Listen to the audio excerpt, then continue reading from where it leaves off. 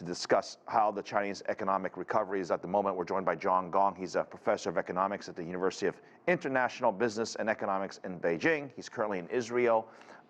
Good to have you, sir. Let me first get your reaction to these economic numbers out of China. They don't seem to be too hot, but not too cold, but there is a little disappointment. Yeah, I think at this point, it's expected that it will be up and down, but I think the general macro environment around the world is not very upbeat. I mean, we're seeing 2 consecutive quarters of slowdown in the United States. We're seeing slowdowns in Europe. We're seeing big problems in a couple of emerging markets. And I think these things will sooner or later will come back to China and have repercussions for China's economy as well. I think at this point, let's give it some more time to observe what's going on here. The Chinese government is adopting quite aggressive policies, trying to stimulate the economy, but I think it's an uphill battle right now.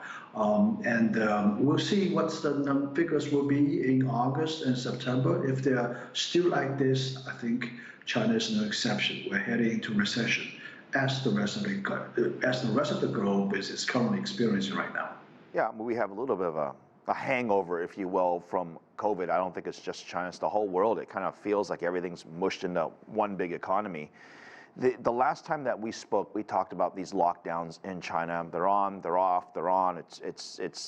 They're on for a few days, they're on for a week. But the impact to production in China, are we able to measure what the impact is on that? Well, I guess the impact is inevitable. We don't even have to measure it. I mean, these lockdowns, on and off, inevitably will have repercussions for China's manufacturing.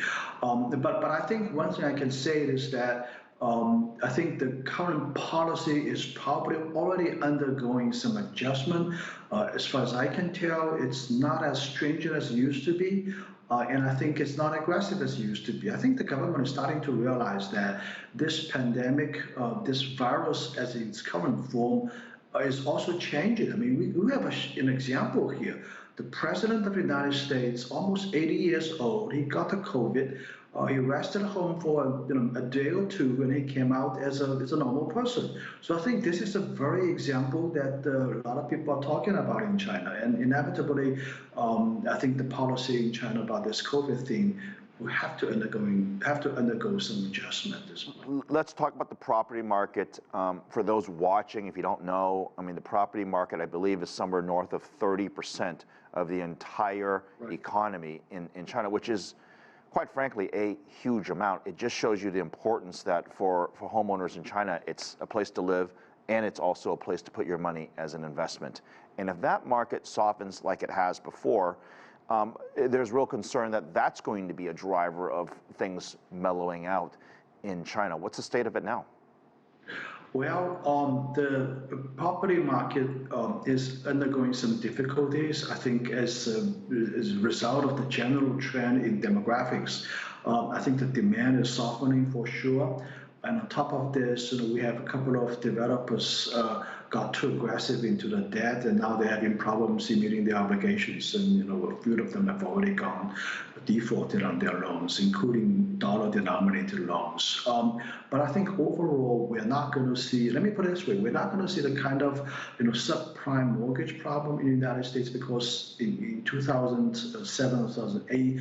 The problem in the United States was caused by overextending to some questionable borrowers. It's not like the case in China right now. I mean, the mortgage owners themselves, you probably have heard some stories about mortgage owners refusing to pay their mortgages. I think it's not a problem with their ability to pay. I think households, mortgage owners in China are still in a relatively healthy situation. It's the problem with the developers. And even speaking of that, I think the scale is quite limited.